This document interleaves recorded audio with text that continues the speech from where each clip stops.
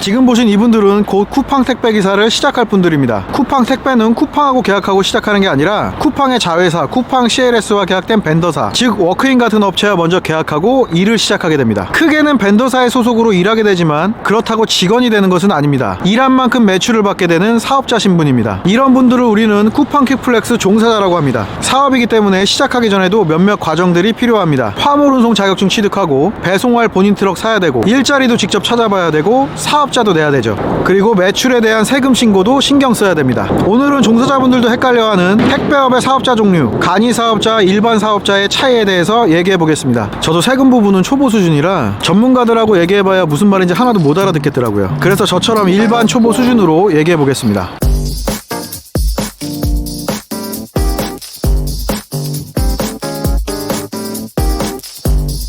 세율이 적다고 뭐 무조건 간이로 전환하는 게 좋은 게 꼭 아니지. 다들 매출이나 뭐 공제비용 각자 다 틀리니까 각자 잘 생각해서 결정을 해야겠지. 우리 뭐 여주 같은 경우는 기름값만 한 달에 뭐 150만 원 이상씩 나오는 기사님들도 뭐 꽤 있으니까. 저 코로나 시대 때 이제 생긴 혜택이라서 헷갈릴 수 있기는 한데요. 뭐 기사님들도 사업자니까 본인이 잘 좀 알아보시고 뭐 선택하셔야 되는 게 맞고, 또 절세를 위한 혜택을 뭐 탈세로 이용하려고 했다고 이렇게 오해받으면 안 되니까요. 그렇지.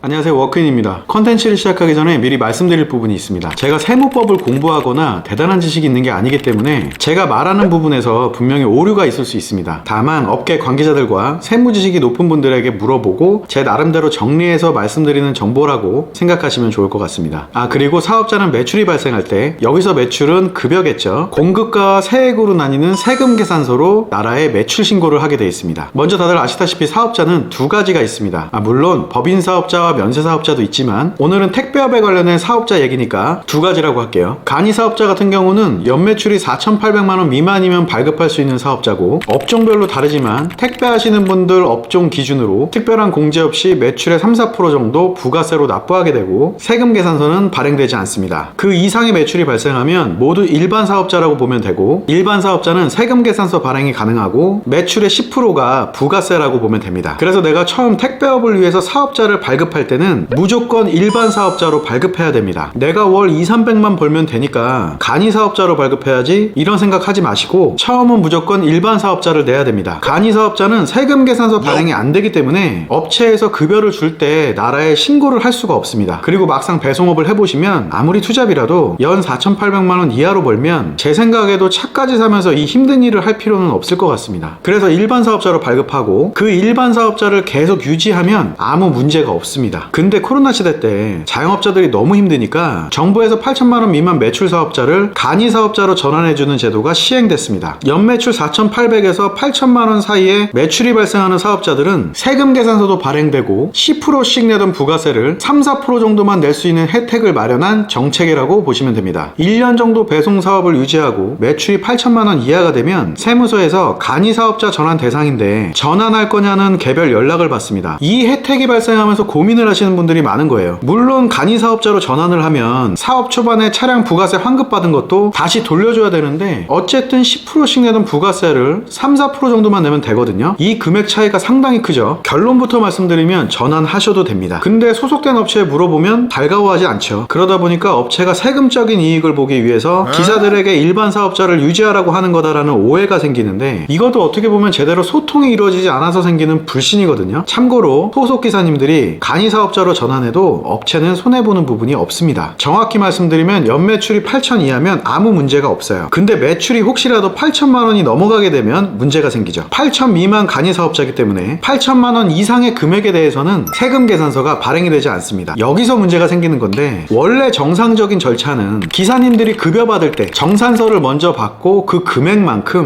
매달 전자세금 계산서를 업체에 먼저 발행해 줘야 되거든요. 그렇게 발행이 되면 업체에서 승인을 하고 확인하고 급여를 보내드리는 절차가 맞습니다. 그러면 전자세금 계산서는 바로바로 국세청에 신고가 되기 때문에 오해가 생길 부분이 없어요. 근데 이게 저희가 운영을 해보니까 현실적으로 기사님들이 매달 전자세금 계산서를 제때 발행하는 게 가능하지가 않아요. 안 해봐서 못하겠다는 분들도 많고 몸이 힘드니까 귀찮은 분들도 있고 모르니까 그냥 어찌 되겠지 하고 가만 계시는 분들도 많거든요. 잘 몰라서 못하고 있는 건데 그렇다고 일일이 찾아가서 가르쳐 드릴 수도 없고 그렇다고 급여를 안 드릴 수는 없으니까 대부분 업체들이 종이 계산서를 먼저 발행을 합니다. 이걸 역발행이라고 합니다. 기사님들과 종이 세금 계산서를 확인하고 종이 세금 계산서니까 전자세금 계산서처럼 바로바로 적용되는 게 아니고 부가세 신고 기간에 몰아서 신고를 하게 됩니다. 이렇게 한 번에 매출 신고를 하다 보면 8천 간이 사업자로 전환하신 분들은 그 금액이 넘어가면 업체에서 기사님 사업자로 매출 신고가 안 되니까 기사님 주민번호 등으로 계산서를 발행하게 되죠. 그럼 기사님들은 8천 간이 사업자라서 8천만 원으로 매출을 다 맞춰놓고 부가세 혜택을 받고 있다고 생각했는데 실제 신고된 매출은 8천이 넘어가니까 막상 납부할 때 가산세가 붙을 수도 있고 잘못되면 과태료까지 나올 수도 있고 포기했던 차량 환급금까지 손해가 생겨서 마음이 급해지니까 괜히 업체에서 본인들 세금 덜 내려고 덤탱이 씌우는 거 아니냐는 오해 아닌 오해가 생깁니다. 그렇다고 업체에 뭐라고 할 수는 없죠. 업체는 실제 발생한 매출 그대로 정산서 확인하고 계산서 승인해서 발생한 매출 그대로 신고하는 거니까요. 이거를 누락하면 말 그대로 탈세가 되는 거죠. 그래서 본인의 상황을 잘 생각해서 결정해야 됩니다. 일반 사업자는 부가세율이 매출의 10%긴 해도 주유비나 차량 정비비, 용품 구입비 같은 비용은 공제 처리 받아서 평균적으로 납부하는 부가세는 7% 플러스 마이너스거든요. 그리고 혹시 대출이 필요하거나 할 때 간이 사업자보다 일반 사업자가 유리한 것도 사실이고요. 간이 사업자는 부가세율이 적은 대신에 공제받는 부분은 너무 미미해서 없다고 보시는 게 맞고요. 당장 세율이 적다고 생각해서 각자 상황 계산 없이 간이로 전환해놨는데 열심히 일하다 보니까 기준 매출 넘어가서 가산세 붙고 과태료 나오고 업체와 실랑이 하고 막상 공제받는 건 없고 후회하시는 분들도 있거든요. 그 부분을 잘 생각해서 결정하시는 게 좋습니다. 그리고 소속 업체하고도 잘 상의하시는 게 좋습니다. 업체들이 세금 줄이려고 기사님들에게 덤탱이 씌우려는 게 아니거든요. 대부분의 업체는 법인 사업자로 운영돼서 모든 비용이나 매출을 철저하게 남겨야 되기 때문에 그렇게 하고 싶어도 할 수도 없고요. 물론 할 일이 많아지긴 하지만 그런 거는 당연히 회사의 일인데 그런 걸로 귀찮아서 실갱이 하는 거는 업체도 자격이 없는 거라고 저도 생각하고요. 그런 거보다 업체도 기사님들 사업자 파악이 안 돼서 잘못 신고가 들어가면 과태료가 나오는 경우가 있으니까 서로 오해 안 생기게 소통하는 방법이 가장 좋을 것 같습니다. 근데 8천 이하면 650만 원 정도 매출인데 퀵플렉스 근무하는 사장님들 대부분 그 정도 매출은 결국 넘어가는 경우가 많거든요. 그래서 저는 속편하게 일반 사업자를 추천하긴 합니다. 근데 또 세금 계산서 발행 가능한 간이 사업자 매출을 1억까지 늘린다는 말이 있으니까 그때는 더 신중하게 고민해 보시는 것이 좋을 것 같습니다. 오늘의 컨텐츠가 도움이 되셨다면 좋아요와 구독하기 부탁드리겠습니다. 저는 더 좋은 컨텐츠로 찾아뵙겠습니다.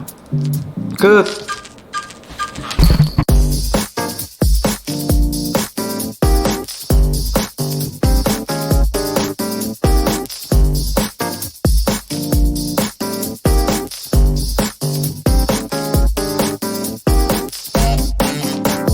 바람이 계속 불어서 이쪽에서 한번 찍어야겠다. 근데 이게 여기가 안 맞아서 지금 보신 이분들은 저쪽 보고 있어.